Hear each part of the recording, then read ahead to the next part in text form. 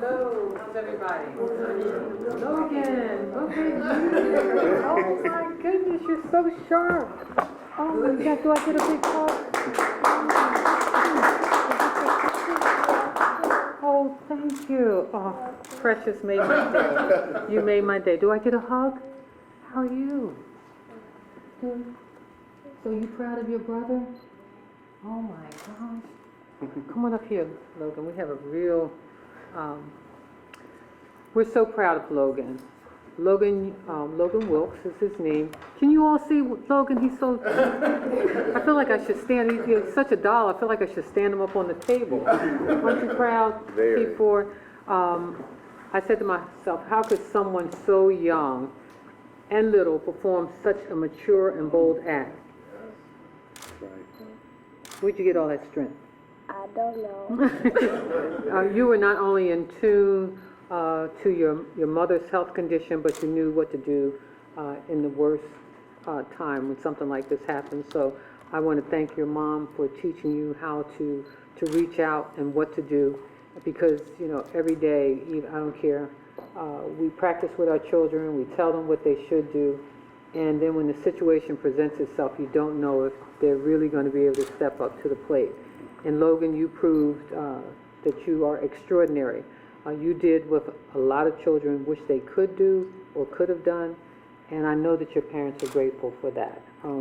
You're a great example of what we need to hear more about, and this is one of those positive stories that I hope reverberates on all the news stations, that everybody writes about you, that we see your picture in the paper, because you're an example of the kind of student and young man that we know will grow up to be a great person. That's right. You know, whether he becomes a firefighter. Do you ever think about being a firefighter? A little bit. See, he's thinking about it a little bit. You know, Baltimore, you know, we really thank you. You stepped up by aiding and saving her life by dialing. What did you dial? 911. Yeah. You dialed 911. Yes. And because you did that, you saved your mother's life. So we are so proud of you. And so we have, he's 10 years old. So for you, we have a certificate, and I've got a couple things for you, and you might want to share this one. This is, I'll get one for your sister. This is the Baltimore City keychain for you. And then I'm going to pin Logan. Let me pin you. This is the Baltimore City. We give these to very, very special people. And this is your Baltimore City pin. This indicates that to me and to all the citizens of Baltimore that you're a very, very special individual. Okay? So that's yours. So you can wear that on all your suits.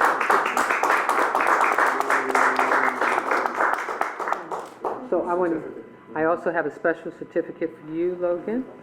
And this is my certificate from the City of Baltimore. It is a certificate of recognition on behalf of all of the citizens of Baltimore. In essence, what it says, Logan Wilkes, is that we thank you for your courage. We thank you for being the young man that you are, and we really do look forward to your future of greatness. So congratulations from me and all of the citizens of Baltimore. So this is for you. Logan is quiet. He said thank you. So Chief Ford, Yes. want to share some things? Yes. I also have a certificate for Logan. You see, look at this. See this? I already been lobbying, trying to get him into the department. I believe in starting early with good people. It says this certificate is presented to Logan C. Wilkes on behalf of the Baltimore City Fire Department and in honor of your prompt and heroic actions which aided in successfully saving a human life, which was your mother. This certificate is a measure of appreciation to someone who displayed great courage and heroism. So this is for you. Thank you. But I also have something else. Uh-oh. This is called a challenge coin. And you give these to people that do fantastic things that actually work for you. Usually it started in the military, and military people give it to each other. So I'm going to give it to you now, so I look forward to you giving it to the fire chief when you get hired. Thank you, sir. Thank you. Did you want to say anything? No. He didn't want to say much. Some heroes have a lot to say, some heroes don't say a lot. Some heroes just know what to do, and knowing how to dial 911 is something that we want all of our young people to know, that in cases of emergency, that phone is nearby, and many of us today have our own cell phones and so forth, but you did what we want all young people to do in any kind of an emergency situation, and that is to dial 911. So let's give Logan a big round of applause.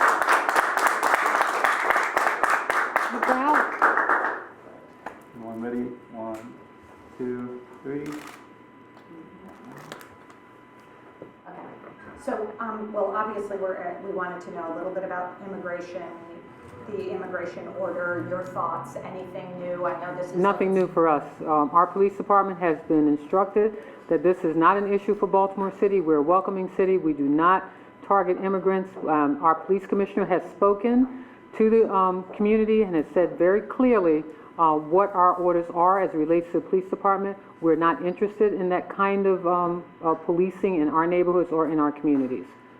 Okay. The other question I had would involve the Baltimore signs. There's new Baltimore signs coming into the city, which everybody is starting to notice. Tell us, number one, why the new signs went up. I have no idea. No, let me just say, first of all, they were done before I became mayor.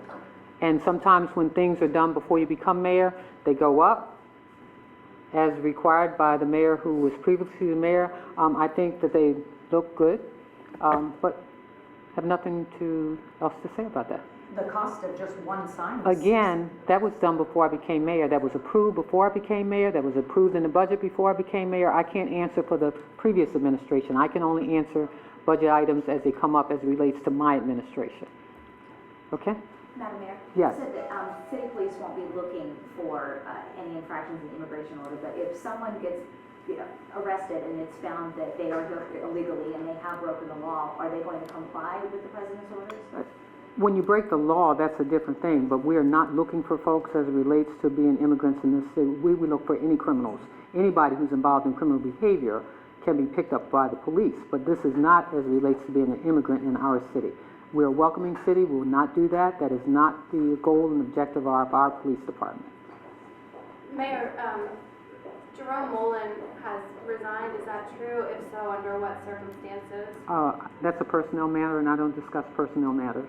Okay, could you say whether there is a new acting director in charge of Mullen? Yes, there is. And who is that person? I'll get that from my staff. Okay. Is Mr. Mullen under any form of investigation? Nothing that I'm aware of. Has there been any sexual harassment claims filed? Again, I don't discuss personnel matters. I don't have any information relating to that. It is a personnel matter, and I don't discuss that. And lastly, if you don't mind, could you tell us when you accepted his resignation or if you fired him? I believe that was on yesterday. Accepted resignation? Yes. Okay. And I have one more question. I know in Howard County, lifted the ban on tasers. Is that something that the city would reconsider? We're not interested at this point. We got too many guns on our streets. We're trying to get guns off of our streets. We're trying to make Baltimore a safe city for all of its residents, and we're not interested in folks being able to acquire tasers or guns. Okay. You know, you have to go through a background check to acquire a gun. We don't even have that many places in the city that sell guns. In fact, the last criminal activity that I'm aware of, the gun didn't even come from Baltimore City. The reason it was lifted in Howard County was because a victim of domestic violence said that she needed it for protection. Again, I'm not prepared to discuss that. You know, again, we want to make Baltimore a safe city for everybody. We don't want victims of sexual assault to feel that they're in a city where they can't protect themselves, but we also don't want guns and things like that on our streets. Madam Mayor, speaking of the personnel matters, how is your search for a new housing commissioner going? Where are you at? Coming along. We've got several applications. I hope to have at least 3 or 4 people before me shortly. A lot of local people have applied as well. It's kind of interesting. Okay. Thank you. Thank you.